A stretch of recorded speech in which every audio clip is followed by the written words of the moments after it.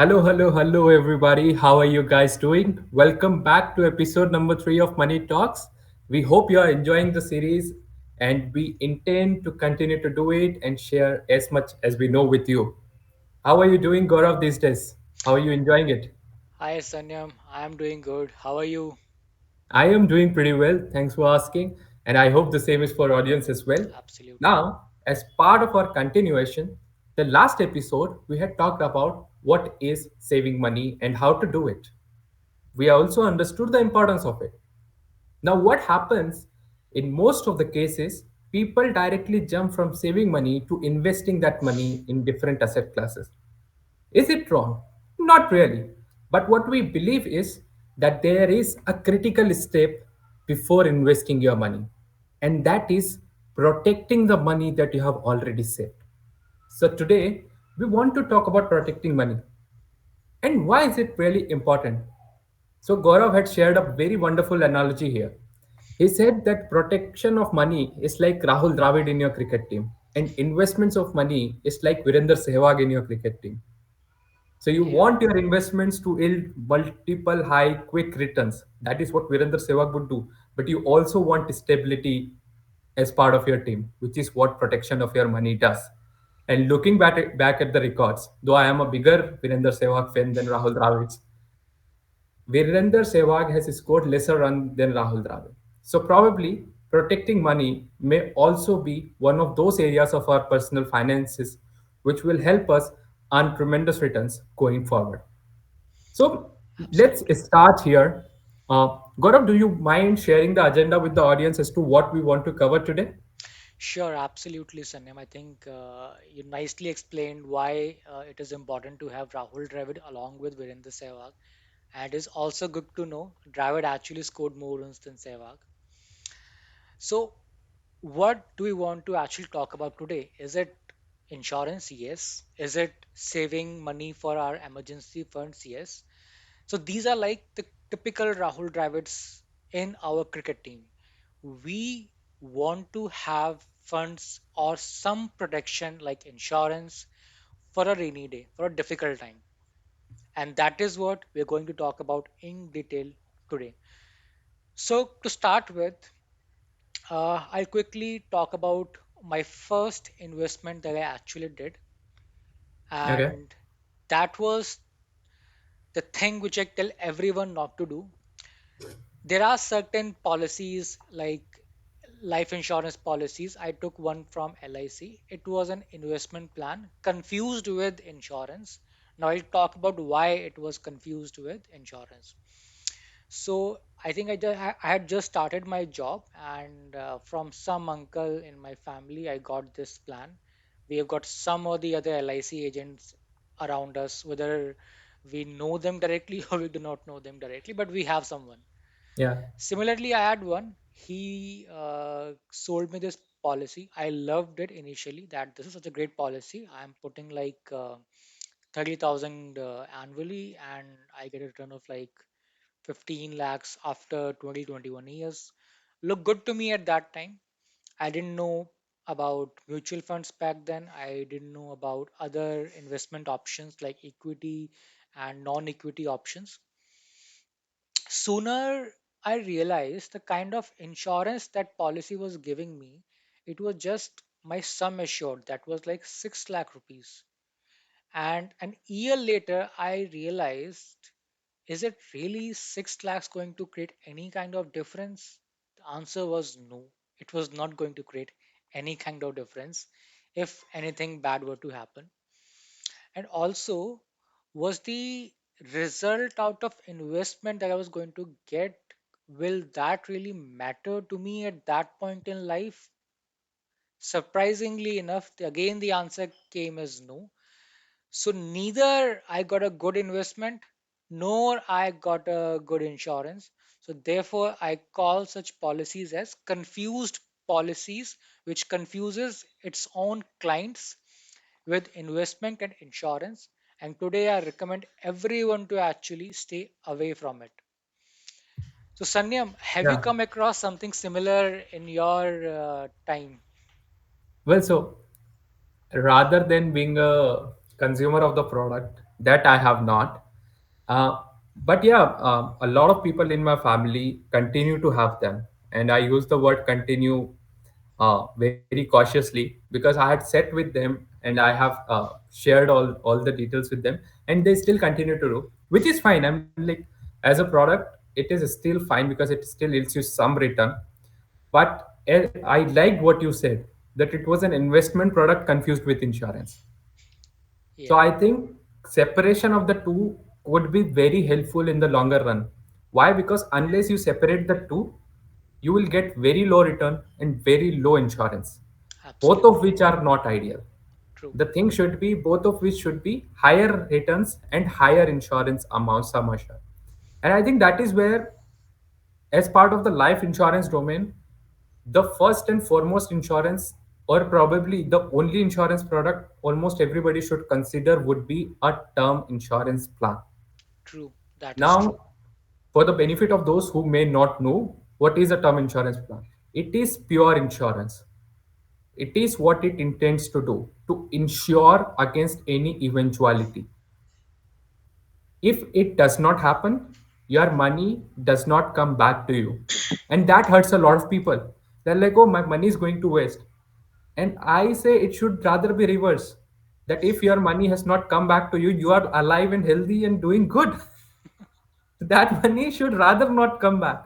Yeah, But yeah, so a term insurance product, in simple words, is an insurance that only pays when a certain condition happens. If it's a term life insurance product that we're talking about, unless the person who is insured unfortunately leaves the world and is covered, the person gets, I mean, like the person's nominees or the family gets the entire due amount. And I'd like to spend some time here and share why it's important. Now, when somebody is gone from your life, it is irreplaceable. No human connection can be replaced by money. I think it would be stupid for anybody to even assume so. But the obligation that human may have had would still continue to exist. So I know a lot of people who had business loans, and during this unfortunate time of COVID, they left. They did not have adequate insurance coverage, and now the family, which is already grieving the loss of their family member, is also under huge debts, and now they are supposed to repay it. that's sad. So, first and foremost, if you have any kind of obligation to the outside world, get a term insurance to the extent. Second, whether or not we like it, most of the people in our country, most of the families in our country are dependent on the male's salary. And it shouldn't be like that, but it is like that. Now in that case, if that person were to leave this world, the family will come in huge financial trouble. So, to also account for that, you should, as part of your insurance coverage, have at least 10 times of your annual income parked in an insurance. Now, if you will go to investment plus insurance product, this will cost you more than your salary to get that product, which is impossible. But a term life insurance product would come very handy very easily. A Yeah, small case would be a 1000 rupees premium for every month up until 60 will be covered for 1.5 crores. Now you'll not be able to get that coverage with other investment products. So that's my first piece on term insurance. What are your piece of advice on that, Gaurav? I think that is a very valid point, Sanyam. So, if I talk about, I completely do not really agree on the fact that you should have at least 10 times of your annual income. What I Sure. believe is that you should at least have 20 times your annual expenses, irrespective of the fact what your income is. Okay. Because more or less, I mean, after someone really earning within the family is not really is not really part of the family anymore, it is the expenses that really matters the most. And at least if that coverage can be at least for at least 20 years, forgetting about the inflation for some time, and that Sure. really is a much better situation for that family. Sure. And also, if I talk about from my example, as you were talking about how can we separate both insurance and investment, had I taken the term insurance plan for Mhm. 10,000 rupees a year, it would have given me an insurance for 1 CR. And had I put in those 20,000 in a mutual Yeah. fund for next 20 years, it would have given me at least twice the returns I would have got from this LIC plan. So separating them does make a Yeah. lot of sense. Right. And this is something which is very important also in the case of uh, business people and known business people. When I say business people, it could be as smaller shop which we can imagine in our neighborhood, and known business people Mm-hmm. like us who are doing our jobs. So I think it is very Yeah. important for all of us. Anyone who is earning should be insured to some extent, irrespective of the fact that they are insured via their corporates or not. Because more or Yeah. less for people like us who are working in the some kind of an MNC, we have got these term insurance from the office. So sometimes we kind of neglect that, we already have this term insurance or group insurance as they Yeah. call. Why do we really need? But sometimes when the times are not good, neither you have your jobs and things go really south at that time. Yeah. No, I completely agree with you there. And more or less, it is to be understood that your personal finances should be as simple as possible. Right, If you go and complicate it unnecessarily, more or less you will never follow it. And if you'll be following it, because it will be so confusing, your returns or your answers to your personal finance problems would be very confusing. So, term right, insurance, it's a simple product. You pay them premium. If something were to happen to the insured person, they pay you back. Nothing happens. Everything is right. done. What a wonderful product. You don't have to calculate here and there. Absolutely, Sanyam. And just Yeah, one more thing to add to it. So, nowadays, sure. what these term insurance companies are doing, all these insurance companies are doing, they're giving you plans till the age of 100. What I mean, that is a personal choice. If someone wants to take it, he or she can take it. But I believe that you should only have a term plan till the time you, there is some financial liability that you have on your family, or a family needs some kind of recurring money from you for, be it your regular salaries or your business income. Yeah. Let your age be 40, 50, 60, 70, it doesn't matter. The ages do not really matter. It is just that in general people retire at 60, so therefore we assume 60 is the right age, or sometimes people even take for 70, 80. People should really consider, if they do not have any financial liability after a certain age, they should not really waste any money in term insurances. I think that's fair. Yeah. So, what really Gaurav is trying to say is when you will actually increase the age, so let's say you want to be covered up until 99 years of age, the risk insurance company takes increases. Yeah, So they will charge you a higher premium. But you must also understand that when the money would come back, one, it will be eaten away a lot by the inflation. And second, that money will not be required by those who you are considering today. true. So if something were to happen to the insured person at age 30, their family still has 30, 40 more productive years ahead for which they would need money. But say about 80, if they have kids and stuff, more or less the kids will be on their own. And because you have lived through 70, 80 years of your life, you would have also gotten a lot of your investments in place. So I think that should also not be forgotten. That is why reduce the size or the age of your insurance plan. That will also reduce the premium, Right. and that will be more ideal for you, is what, if I hear you correctly, Gaurav, you're Yeah. mentioning. So more or less, once I'm financially free, be at the age of 40, post that I do not require any term insurance because I do not have any financial liability. As simple as that. Right. Right. So it's like you can take a buy a motorcycle insurance for 10 years, but suddenly you realize that 10 years later, you don't really need to insure your motorcycle for. Yeah. By that time, that particular part, the utility of that motorcycle is gone. Similarly, the utility of you caring for the finances of your family might be over by that time, and therefore you would not need the insurance. Absolutely. That's Perfect, true. perfect. Now That's true. let's move forward to another type of insurance that is very important, which is your personal health insurance. uh, what happens is we don't really take it. That's one. Second, when we take it, we don't really understand what the product is. Health insurance could be considered as one of the most complicated product in the world. And the thing is, there are no simple health insurance product like term life insurance product. So every health insurance product has multiples and multiples of layers and understandings. But it is still is a very critical piece, right?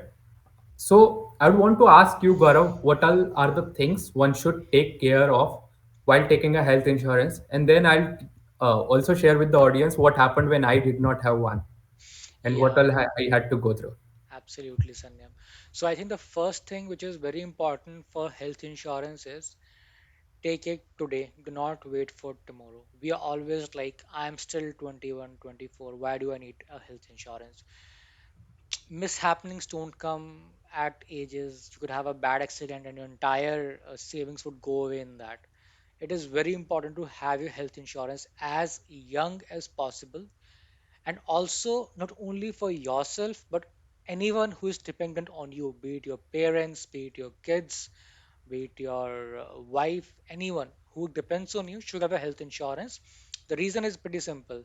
Anything, any bad thing happens, they require any hospitalization. Nowadays, it's really costly to be in a Yeah, hospital for a couple of days, and your entire savings you might have done might go away in a couple of days. So it's more like an year or a couple of years of savings might even go away in a couple of days. It's sometimes that bad. So it is always important to have an adequate health insurance apart from the insurance that your office or your work provides. That is very right. important. Right. Uh, so let me share here, and I'll share part of the story here because part of the story comes with another part of protecting money that I somehow fortunately did. Otherwise, I would have been in a soup right now. Uh, Last year, my father got ill. He actually had an insurance for himself, but the insurance did not cover the medical expenses for him due to some things that either we missed out or things were not right. Even the corporate insurance didn't cover. So when you are getting a health insurance, please ask whoever the person you are getting it from for all the kinds of exclusions. So the Right. mistake that we made was not that we did not have a cover, but there were certain exclusions that came to haunt us when we needed it the most.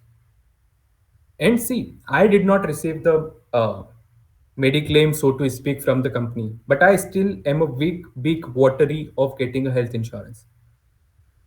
Because when it comes to health insurance, it is as a buyer, we have to be aware much more than the organization. Though they also have a fiduciary responsibility to share, and they do share, but it is sometimes mentioned in the fine print that we are not able to go and look out for. So please, that as I said, that even though I had paid premiums and I did not get my money when I needed it the most, I would still say it's a good investment to make. What you should consider while doing that briefly would be one, do not buy any insurance policy that comes with copay if possible. What does copay mean? A bill comes of 1 lakh rupees and you have a copay of 20%, then 20,000 will be paid by you, right? Yeah. Why will you buy it in the first place? Because it may appear attractive because your premiums will be reduced. But understand that your cost would also be increased if something were to happen and you are already taking it because you are assuming that any unexpected eventuality can take place. Second, consider room rent limit. Now it's very critical to understand. Say your insurance policy has a room rent limit of 10,000 rupees Mhm. and your overall bill is 1 lakh rupees. Now, if your room charges were less than 10,000 rupees, say 5,000 rupees, you will get the entire claim amount of 1 lakh rupees. But say your room charges were 20,000 rupees. Now you would say, oh, I'll pay the extra 10,000 for room and I'll get the rest from the from the Mediclaim company. No, you will get it only as part of the proportion, which means the room rent limit was 10,000, you paid 20,000, which is 50% of the cost. Mhm. Therefore, whatever the billing has been done, which is 1 lakh rupees in our example, will get reduced to only 50,000 rupees as claim. That's a good So point. please be clear about room rent limit. And whenever you are going to any hospital, please check with your insurance broker that will it be covered or not. Do not be very quick. We might be in a tense situation, so probably get it from a health insurance advisor who could come with you to the hospital and help you sort these things out, right? So these are the two critical things that I would definitely look at. What all would you look at, Gaurav? I think, I mean, taking your point about exclusions, it is very important to, consider the fact what is the waiting time in a health insurance. For an example, if I have got some pre-existing disease, Yeah, there are some insurance companies which would have like 2 years of waiting time. Some would have three, some would have at max, I think, four nowadays. So it is very important to know what is my waiting time for which diseases, so that at least I have got that clarity how much I have to wait for this particular pre-existing disease. If required to be hospitalized, I can actually plan accordingly on that. It is very important, and right. many a times people miss that. Right. And I think many a times what we also miss is disclosing our habits Yeah, and disclosing some of our, and that happens most of the time because the insurance broker that has come has missold you policy. They'll say, "Oh, don't just say it. We'll see with the doctor and stuff." Please don't do it. The company you are taking insurance from is far more bigger than you and far more intelligent than you. Please true. do not fall into this trap. What you are essentially doing is defrauding a company, and when you defraud a company, you don't get your money back. Yeah, So disclose whatever it is. Best idea is, if it's a lifestyle habit that you're thinking, "Arey, my premium is going up," why don't you stop with it? So that's a personal choice, nothing to do with money talks here. But yeah, disclose and get everything disclosed by your broker in the documents and kindly check it. Many times I've seen what happens is you have disclosed that, say you are a smoker, but the broker hasn't mentioned it in the documents because he realized that the premium would go up and you would not buy it from him, and he thought that I'd rather sell. And then if anything even remotely associated with smoking comes up within in your reports, your whole claim will go to the dust. So don't let that risk come. Do not be penny wise and pound foolish. Don't save 2000 rupees and lose 2 lakh rupees. So please share everything, whichever you feel is important. Get knowledge of pre-existing disease, as Gaurav has said. And at times it would happen that if you have a disease, many times the policy would exclude it. Kindly look out for other policy who may include it after a period of time. So it would help. true. That is completely true. I think it is very important for. I'll just check my health insurance actually, especially on that room rent thing, if Yeah. that is covered for me or not, and especially the copay part as well. So even I need to actually confirm that. So I'll probably go through my documents today and just confirm if it is useful for me in the longer run or not. Yeah. And probably if we are able to find it, it helps us first. Yeah, It's always better to know it when you are at home rather than being in hospital. absolutely true. And Sanyam, also I just talked about this fact that health insurance did not work for you in this particular time. So had you had, I mean, did you have any kind of savings till that time, any kind of emergency fund? Yes, so absolutely. I think if it were not to happen, money talks and we would be very stupid to do. Because Okay, I would be struggling with other challenges in my life that it would be the last thing for me to do. So yeah, fortunately, I did have an emergency fund in place. The way I had built an emergency fund was, oh, 6 months of expense and something like that in here and there. And I just put extra money because I did not know what to do with some extra money because we're sitting at home. And when this expense came up, I actually realized that emergency fund, the first part of the word emergency, is so unexpected, so uncertain that you would not believe. I did not build my fund thinking that something like this could happen in my family and we may be in a soup. So yeah, I did have an emergency fund in place. And now my objective is to get back to that levels of emergency fund because I've essentially exhausted it all. But if it were not to have happened, I would have gotten under debt. for sure. And we don't know, I mean, like, for some people, having an emergency fund is far better than getting into a debt to meet some eventualities. And a caveat here, your emergency fund might fall short of your emergency for sure. True. That's true. It So happens. if somebody is saying, oh, 3 months of expense is enough as an emergency fund, probably not. Probably not. You should continue to increase and increase and increase. Though the size of increase should could get lower, but you should still continue to increase, because my emergency fund did not support me fully for my expenses uh, in that hospitalization. So then I realized that, oh, just going by a random formula on a social media post, it's a good rule of thumb, but keep your emergency fund as replenishing it or adding it to it as much as possible. Do not just stop at one point. That's a good point, Sanyam. I think it told about. So it is what the way I was thinking was that not having an emergency fund can actually, and in the case of emergency, your investments can drain out. But you rightly said, even the debt, you could actually be under debt because Yeah, it's an emergency, so you need the money. It doesn't matter how you get it, whether you yeah, take it from your investment or you take a loan out of it. So it is very important to actually save your investments and keep yourself away from unwanted debt to have some kind of emergency funds.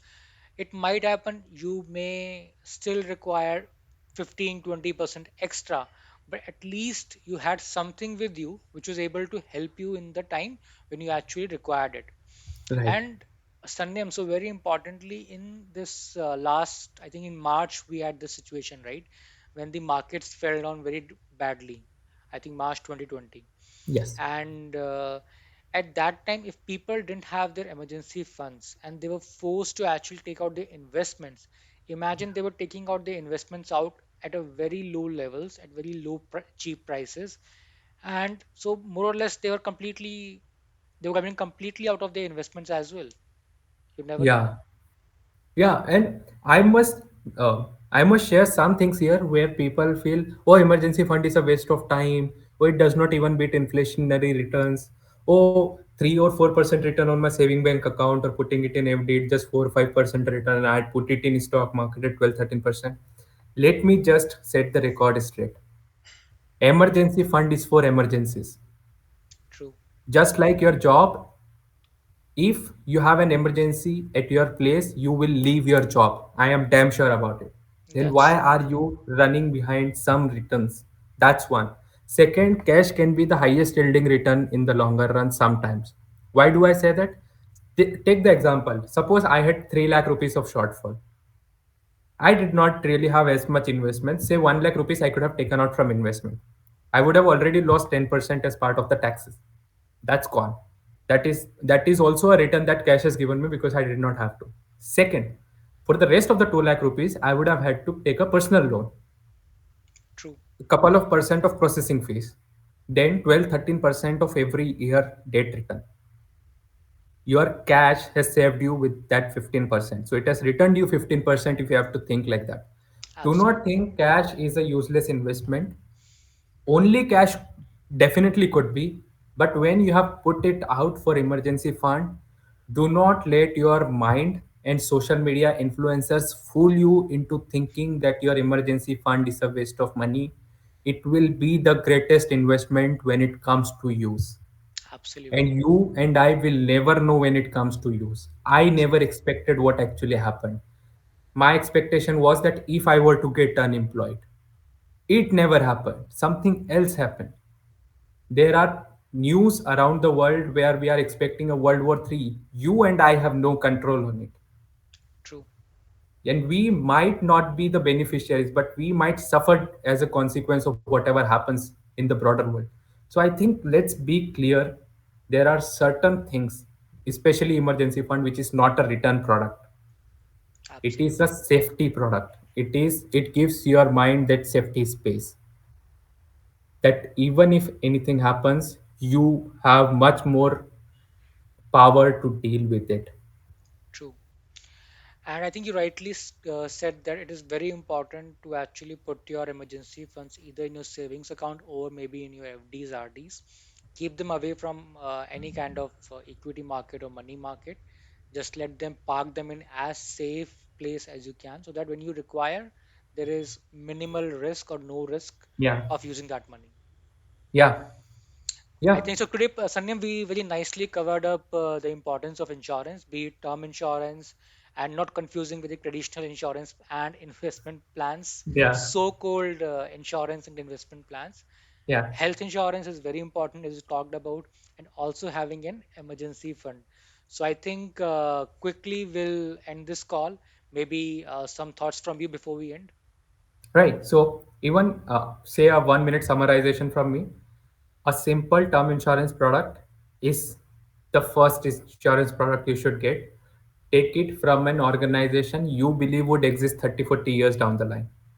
Do not go and buy it from anybody random who has just started yesterday, probably because it is for a time when you are not around to fight your battles. Yeah, With health insurance, it's a difficult product to understand. So please sit with somebody who you can definitely trust, really trust the person, and you understand that the person will give you fair advice. Even if you have a health insurance and life insurance from your organization, still have one differently, because you might be in between the jobs, or something might have happened where your insurance product from the organization would not work. So get another product. Please, please, please build an emergency fund. I did not expect what I would use it for, but when I used it, I realized that it still gives me a lot of peace of mind, that I do not sit with another loan on my head. Rather, I had money absolutely. to pay for what I actually had to pay for. So that's my brief summarization on what we discussed today. I just one last quick thing, and Yeah, always do your research whenever you're buying any kind of term insurance, health yeah. insurance, because that is for you, not for someone else. So do that as much as you can before you actually make a call to buy any kind of insurance plans. Absolutely. So yeah, wonderful. Today we have not briefly, we have talked in detail about protection of money. Next episode is where we'll now start to talk about how you can put your money to use to end you the Virendar Sehwag of your life. So today was Rahul Dravid. Next episode, we'll talk about the Virendra Sehwag or the investment products that we could consider in our life. Until then, have a good life, keep safe, and keep watching. If you like anything, do let us know in the comments box. Anything else you want to it, do let us know in the comments box. Both of our channels are in the description below. Please subscribe to both our channel. It does give us a lot of confidence. Thank you so much. Thank you, everyone.